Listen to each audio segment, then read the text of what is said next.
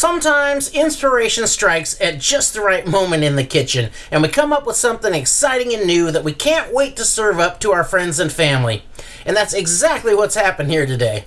What started as a great recipe for red curry butternut squash soup has transformed into this beautiful abomination.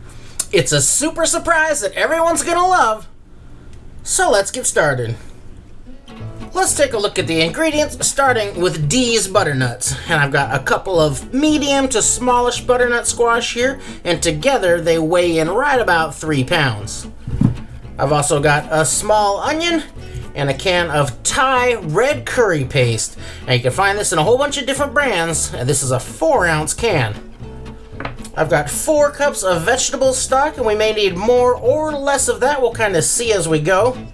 And I've got some coconut milk, and I really like this type of coconut milk that comes in the box. You can get it in a can in a whole bunch of different brands, but I find that this one has a lot more coconut flavor and it's just creamier overall.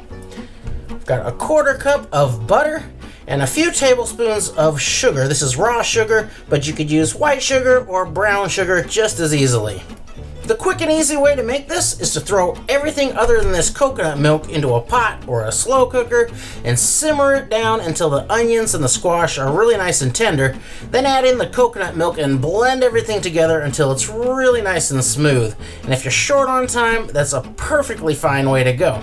But I'm going to throw in a couple of steps that are going to add a little time and effort, but also add some more depth of flavor and really take this soup up a notch. And the first step is going to be roasting these butternut squash.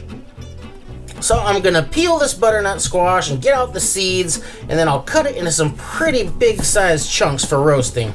I just want to get this thing in the oven and roasted so I get some nice caramelization on here that's really going to add some nice flavor to the soup.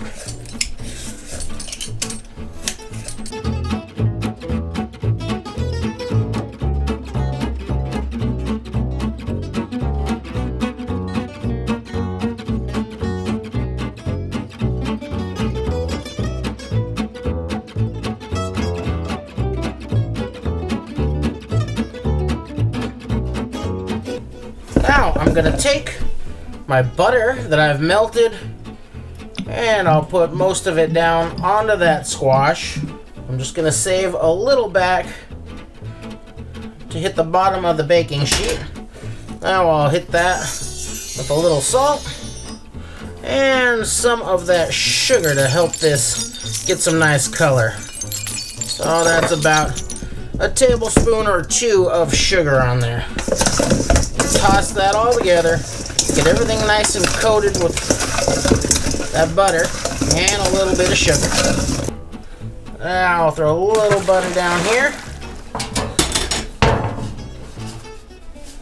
And I'm doing this right on the cookie sheet because that's going to caramelize up a lot more than if I put down some parchment paper. But if you want to put down some parchment for easy cleanup, go right ahead. Or some foil even. These all down flat on there. Spread them out a little bit. And now I'll pop this into a nice hot oven. I got my oven preheated to 425 degrees.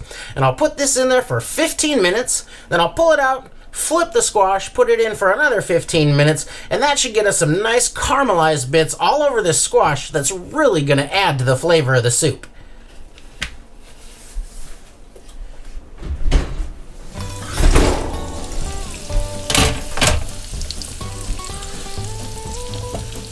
Nice. Oh, there's some real heavy caramelization there. Oh, that's perfect right in there. It doesn't all have to be totally coated. I'll get these all flipped over, then pop this back in the oven for another round.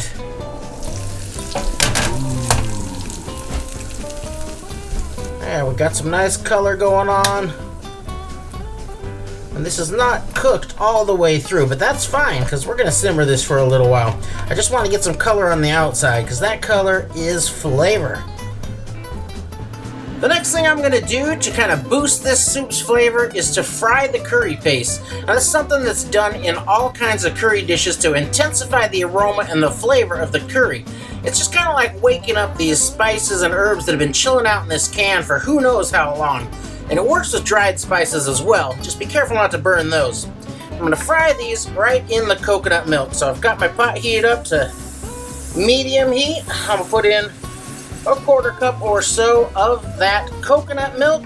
And then I'm only going to use about half of this can of curry just to kind of keep the heat down. But if you like it really spicy, go ahead and throw that whole thing in there.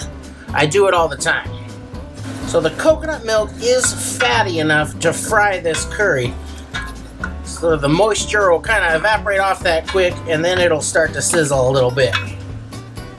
But I may as well throw in that onion. This is a real small onion, all diced up, about half of a medium onion.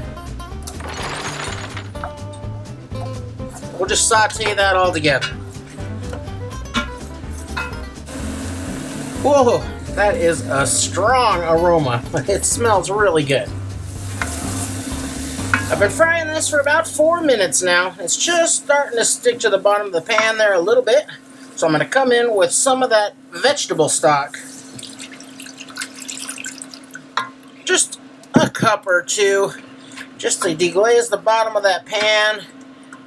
And as soon as that's all nice and stirred together, I can come in with that butternut squash.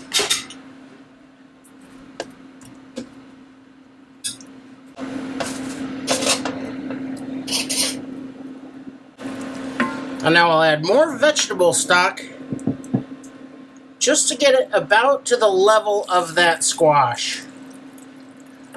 If I get everything nice and even down in there, bring it right up to the top of that squash. Boom.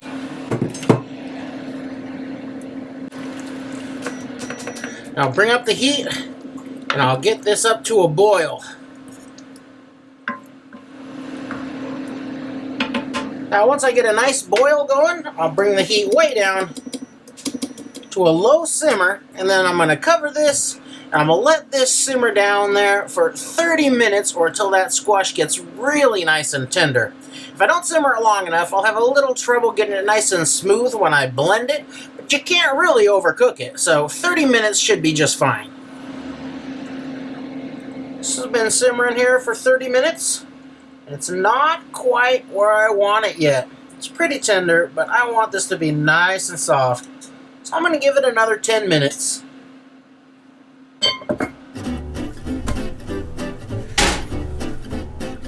Oh yeah, now everything's really nice and soft.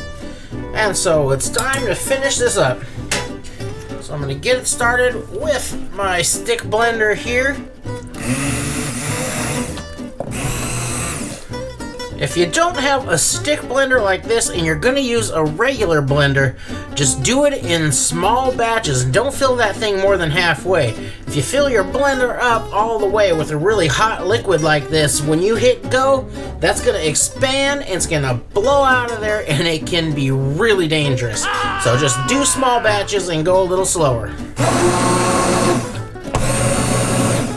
Now that all the big chunks are broken up, I'll start putting in the coconut milk.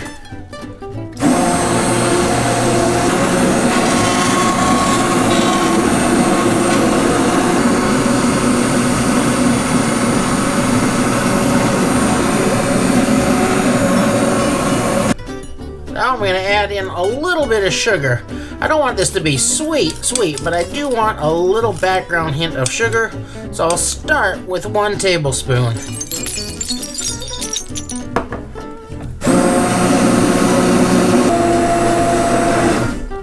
Now we'll give that a little taste.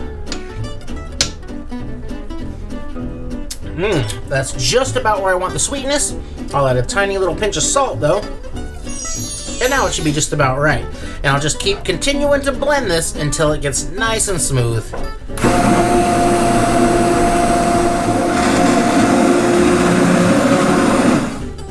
Now let's give this one last taste. Oh yeah. This is a great soup. It's really going to surprise anyone who's expecting the normal kind of gingery, nutmeggy butternut squash soup. And that's a great soup in its own right. But here the red curry brings a much more complex flavor, along with some heat that really shines here. And this is where I intended on starting the funky music and finishing the recipe. I'd maybe garnish this with a little Thai basil and serve it as a starter or a main dish. But as I'm cooking this and I'm tasting it, I got this idea into my head that I have just got to try. Now you might want to set aside your soup like this and try what I'm going to do here with a small portion, but I'm really confident in this idea, so I'm going to change up the whole batch. Now let me show you what I'm thinking. I'm thinking of adding about 1/3 of a cup of peanut butter.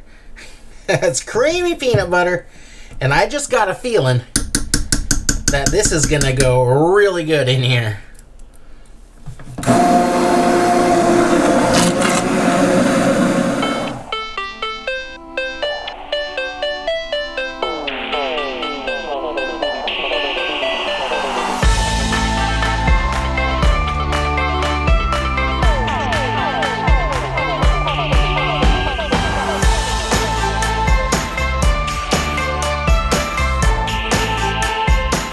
See how we did. I garnished this with a little bit of crushed up peanuts that I threw in a plastic bag and smacked around with a hammer, and I sprinkled a little bit of those raw sugar crystals on top of there too. But what really matters, of course, is the taste. Check out that bite.